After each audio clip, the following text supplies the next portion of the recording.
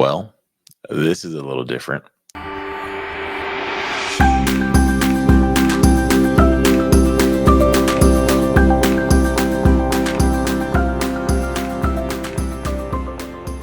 So, we're going to try something a little bit different.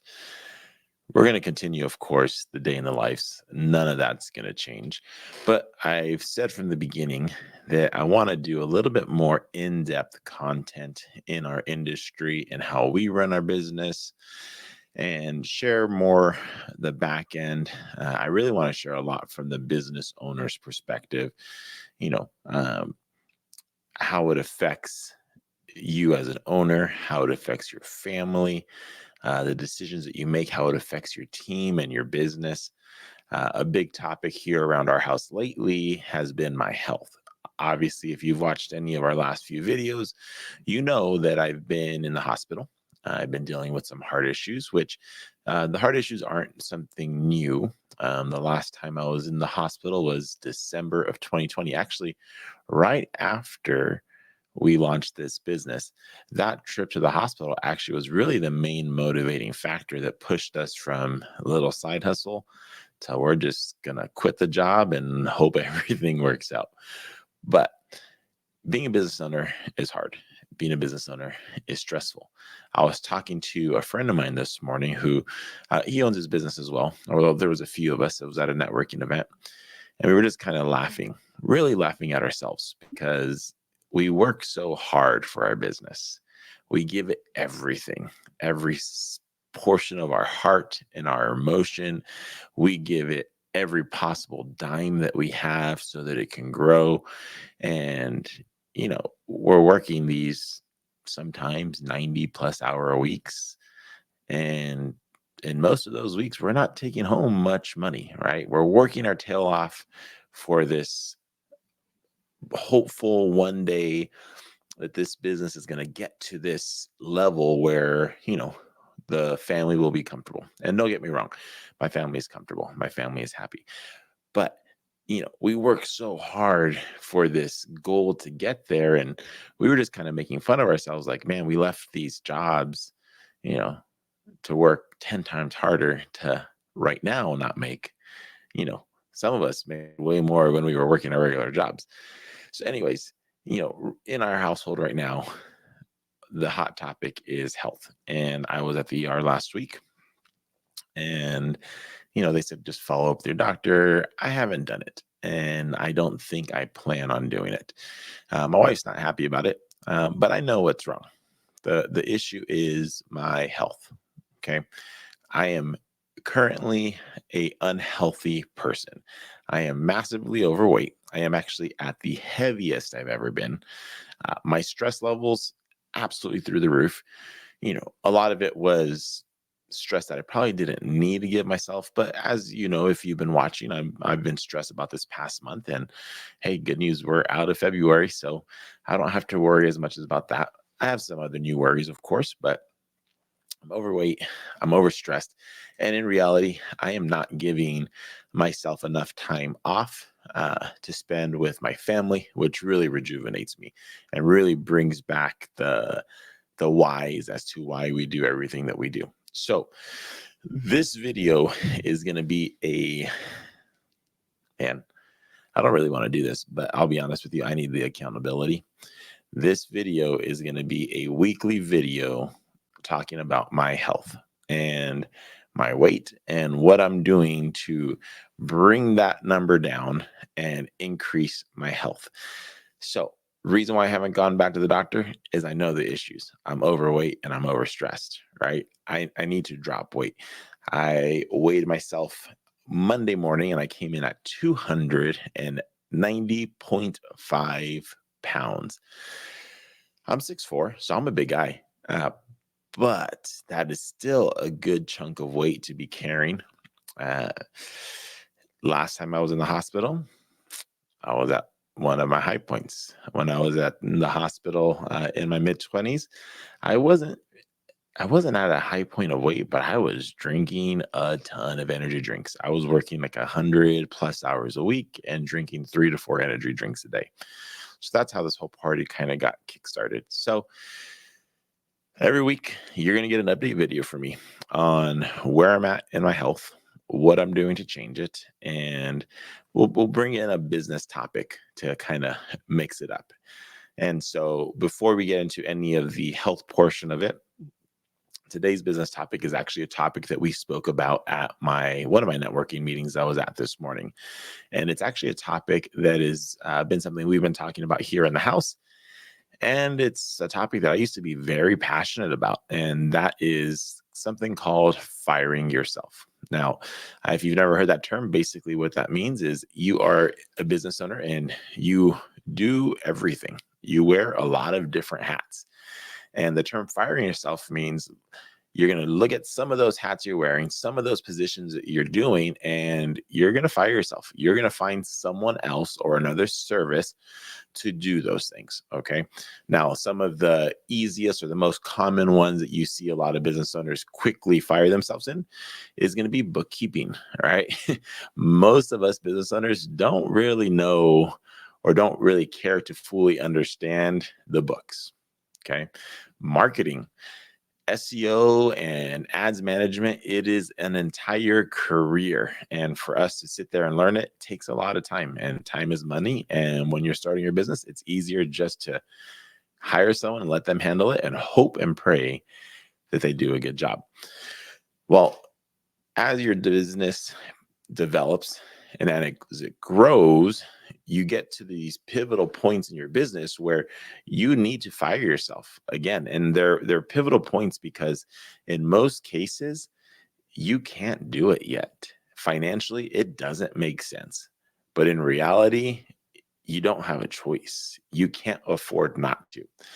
So the reason why I said I used to be a really big proponent of this is I would fire myself from everything. A year ago, I was completely off the truck. And if you're in the junk removal or dumpster rental space, you know what that means. That means you have teams out there running everything. We had our full-time junk removal team out there. We had our full-time dumpster rental team out there. We had an extra, we had teams in reserve. We have on-call guys and part-time guys. And I was at home. I was working behind the computer. I was going to all the networking events. I was the salesman for my business. And last February was a bad year, but last March we had to let go one of our main employees. And this is a topic I don't like talking about. This guy, I love this guy. Man, he was, or I don't want to say was, and I don't know if is the right word either, but this person was someone that to me, I looked at like family, like one of my own kids. And I did everything I possibly could to make this person happy, more than I should have. And in the long run, I'm not going to get into any details, not anytime soon anyways, it didn't work out and I had to let him go. And when we fired him, that was, to this day, one of the hardest things I've ever had to do. It broke me. It absolutely wrecked me in more ways than you can imagine. So it wasn't something that was expected. It wasn't something that was planned. It was all very just out of nowhere, out of nowhere. But I had to. I didn't want to. So overnight, we were left in a really bad position. The day I let him go was the same day that my wife and my daughter flew to Spain for 11 days for a soccer trip. So I went from being business owner, being at home, I was going to be stay-at-home dad and part-time business owner for the next 11 days to immediately being business owner, daddy, and employee. So we quickly made a shift. One of our other guys stepped in and said, "Hey, I can handle the quoting. Let me jump in there and I'll make it happen." We then shifted the guy we had running our dumpsters, which is Philip. He still works with us. You might have seen him in a few videos. We shifted him from dumpsters over to the junk truck, and I jumped in the dumpster truck. It in the moment, it's what seemed to make most sense, because in the dumpster truck, there's no set appointments. It's very fluid. It's very easy to rearrange your schedule, pull over, have conversations, do a little work on the computer. So I was like, okay, cool. You know what? Let's just get through the next 2 weeks. Tanya will be back. We'll figure everything out. We'll just figure it out. Well, 2 weeks turned into a year, and here we are almost a year later, and I am still in that dumpster truck. And when you I look at my business and I evaluate it, which if you don't, you really should stop and often look at your business and your business decisions that you've made in the past and see how they've affected you positively or negatively, and bring someone else in on that conversation so they can look at it from a third party perspective, and make sure it's someone that you trust and someone that doesn't mind hurting your feelings. But I've looked at that decision of staying in the truck, and we saved a ton of money on labor. It's great. But our business didn't grow as fast as it should have, or as fast as we had in years past. And the only thing I could attribute it to is, one, we killed marketing in March, which or in February, which we've talked about that. And two, I got rid of my outside sales guy and I threw him behind a truck. That outside sales guy again was me. And so we stayed, we grew last year, but not as much as we would want to, not as much as we did in the past. And so here we are almost a year later, and it's time for me to fire myself. And I am scared. If I'm being 100% honest, I am worried, because I sit here and I'm doing the math of, what the ballpark range this person's going to make per hour, what the payroll taxes on that's going to be, what the workers' comp's going to be, what the additional commercial auto policy is going to increase to, what is the 401k match that we're going to be adding in there, how much am I going to spend on uniforms, how long is it going to take to train them. You go down, when you're running a business, you go down all these lists and you're looking at that final number as you're adding up a ballpark figure. And you're like, man, that's a lot of money. That's a lot of money. But I sat there. I don't know. Let's take a random number. Let's take $70,000. 50. No, let's take $70,000. Let's give a good solid number here. So at 70, the number wasn't 70, but I was looking at the number of what I was expecting this new person to cost us, right? And I had to ask myself, I said, okay, Abel, if you were free 6-7 days a week, and you didn't have to be behind a truck driving for 6, 7, 8, 9, 10, 11, 12 hours a day, could you go out and find $70,000? Could you go find at least $70,000 worth of new business, new connections, new work? And I sat there and I told myself, obviously, like, don't insult myself. I can go find that work. So thought to myself, well, if I can go find $70,000 worth of work, at least I know I could find more, but let's just say at least, what's stopping me from hiring someone else? Even if this person I hire cost us $70,000 and I go out and I find $70,000 worth of work, the time it takes me to find those new clients isn't going to be 6, 7, 8, 9, 10, 12 hours in a day. It's going to be much less than that. So if I could hire this new driver and I can go out there and I can find at least enough work to break even, I will automatically improve my home life. My mental stress will decrease drastically. Our brand awareness will go up, and I'll be happier. I won't be driving all day long. So it's time to hire. We are beginning that process now. I probably should have already done a ad posting, but I haven't done it yet. So, here in the next coming weeks, hopefully you have an update from us that we've started interviewing. And my goal is, March? So my goal is that by the beginning of April, we have someone in a position, trained, ready to go. So by April 1st, I am out of the truck 100%, and I fired myself from that position, and I moved myself back into an outside sales, marketing, position where I'm out in the community, hustling, finding work. So what's the position you need to fire yourself from? It is extremely important for you to stop and evaluate, because I've learned many, many times the longer you wait to fire yourself, the more money you're going to lose in the long run, and the longer it's going to take your business to grow to where you want it to. So that's the plan. That's the short little business snippet here. I mentioned in the beginning what this video weekly is going to be more about, and it's going to be about health. So I am currently sitting at 290.5 pounds. A good friend of mine in the junk removal industry is David Lettick. He is the owner of Junk MD down in San Diego. I had the pleasure of meeting him over in, North Carolina, South Carolina, for JunkCon a couple years ago. Dave, if you don't know Dave, follow them on Instagram, follow them on Facebook. He is a true, genuine person.